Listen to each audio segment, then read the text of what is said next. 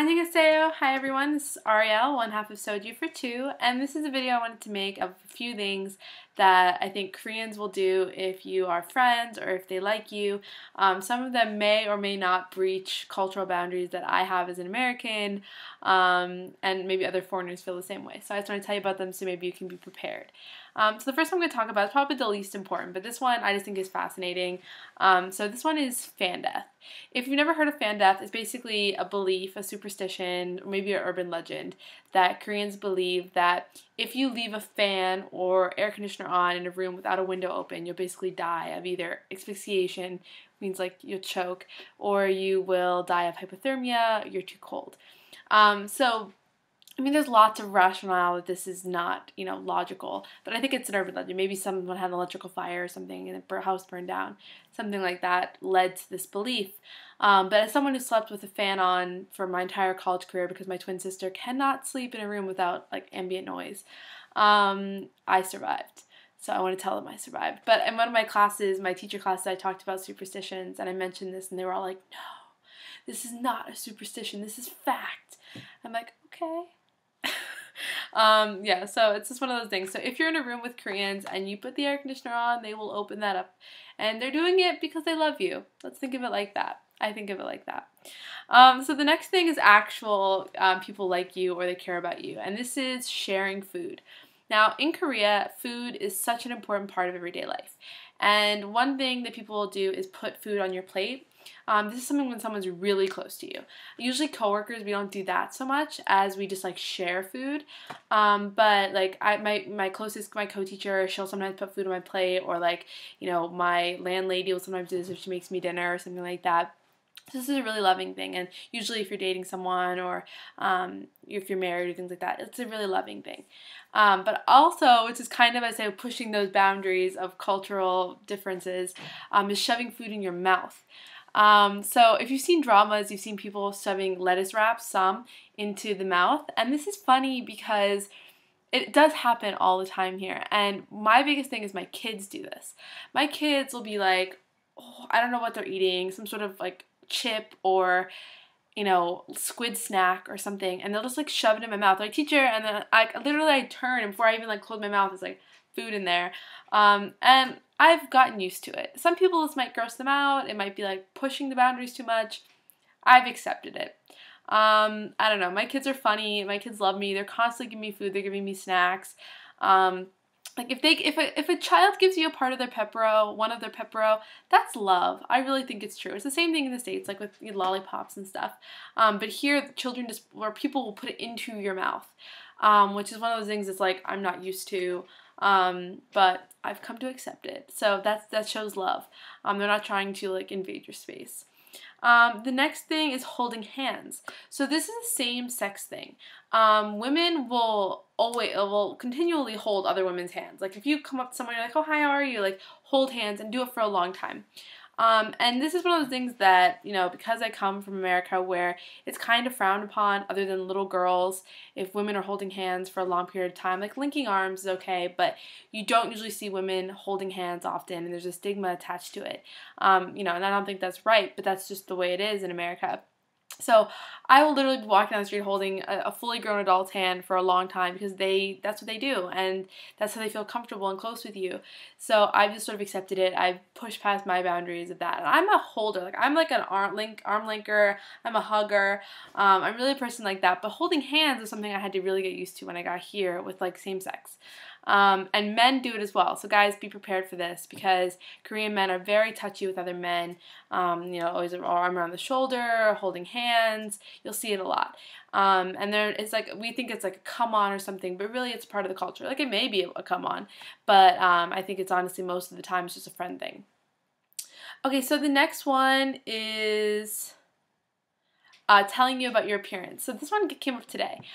Today I wore glasses. I almost never wear glasses to school.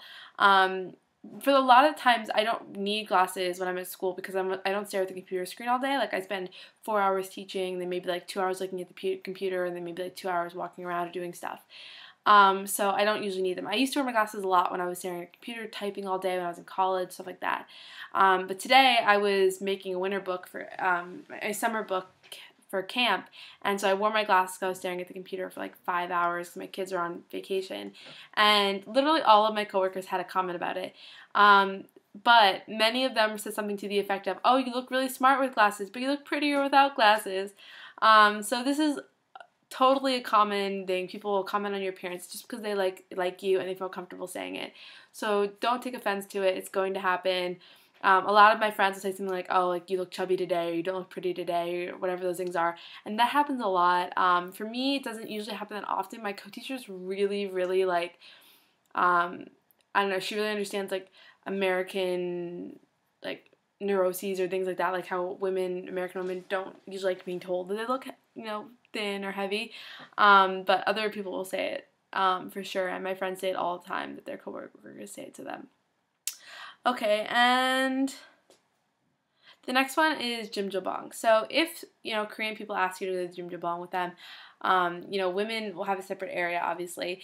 You have to accept the fact that you're going to be fully nude.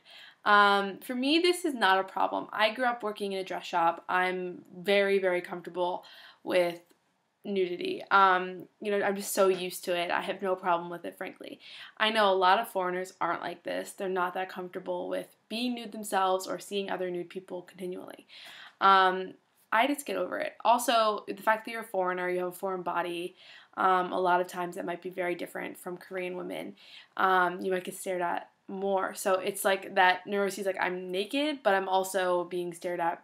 Not just because I'm naked, but also when I'm a foreigner, and like it compounds. So for a lot of foreigners, it might be like off-putting. But it's totally one of the things you just have to get over, and you'll really enjoy it.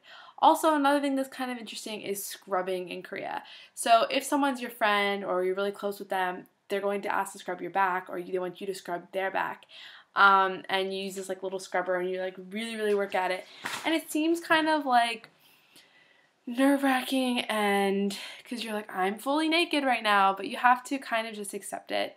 And you're like, I don't know, you see all of your coworkers or friends, fully naked, and you just have to accept that. And I've gotten really over it, but I think for a lot of foreigners, it's still like a little bit of a problem for them.